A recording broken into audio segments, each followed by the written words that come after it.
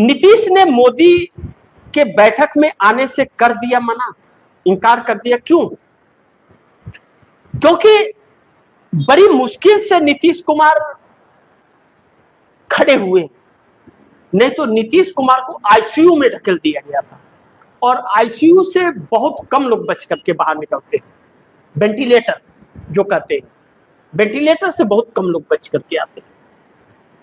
अब पूरी पार्टी पर कब्जा और विद्रोह घमासान की बात जो लगातार चलती रही और नीतीश कुमार को सीएम की कुर्सी छोड़नी पड़ी। नीतीश इतनी आसानी से भूल जाएंगे, लेकिन नीतीश के हिम्मत की दाद तो देनी पड़ेगी कि आखिर चुप रह करके भी पार्टी को बचा लेंगे।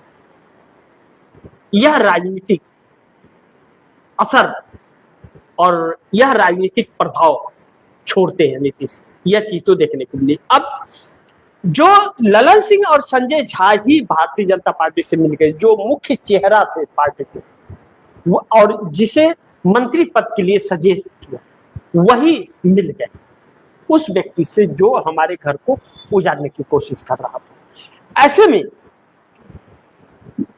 जब ललन सिंह, संजय झा या बाकी जो टूट फूट होने वाली थी वह न हुई, टूट फूट और सब एक हो गए, तो एक हो गए, तो अब क्यों उस आदमी से नजदीकी बढ़ाई जाए जो हमें खत्म करने की कोशिश कर रहा है और लगातार वह एक एक को खत्म कर रहा है।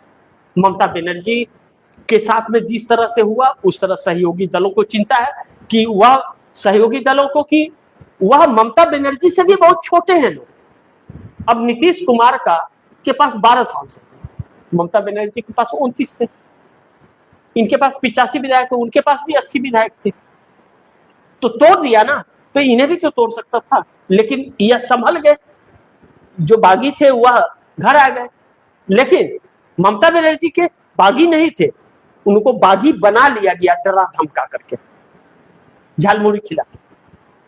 अब ऐसे के साथ रहेंगे तो फिर आज नहीं कल फिर वही प्रयास करेंगे, आदत से बाज नहीं आए। दूसरी तरफ नीतीश नायडू सिंधे भी जो है वह भी सोच विचार में डूबे हुए हैं।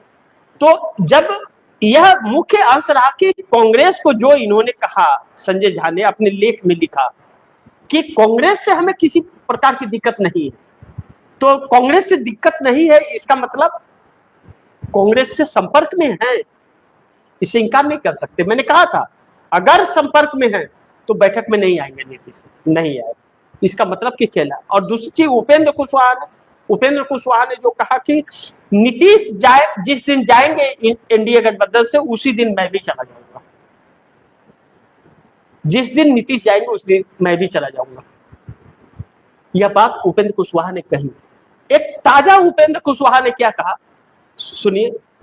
उपेंद्र कुशवाहा कह रहे कई महीने पहले यह खबर चली थी कि लोक मोर्चा का विलय होने वाला है, ऐसी कुछ मीडिया चैनलों में यह खबर चली और तारीख की भी घोषणा कर दी गई। जैसे मीडिया वाले कहे थे कि कराची तक कब्जा कर लिया है भारतीय सेना ने ऑपरेशन सिंदूर के दौरान, और पता ही नहीं चला कि सीजफायर पप्पा ने कर दी थी। ऐसा कहा जा रहा था कि सब कुछ तय हो चुका है और महज औपचारिकता बाकी है, मगर ऐसा कुछ भी नहीं था।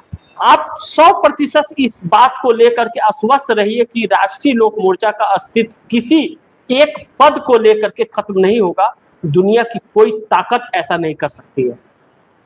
अपने बेटे को सीट न मिलने के कारण आहत है और शर्त न मानने की वजह से उनको सीट नहीं मिली, जबकि भारतीय जनता पार्टी ने वादा किया था कि आपको हम एक एमएलसी की सीट देंगे।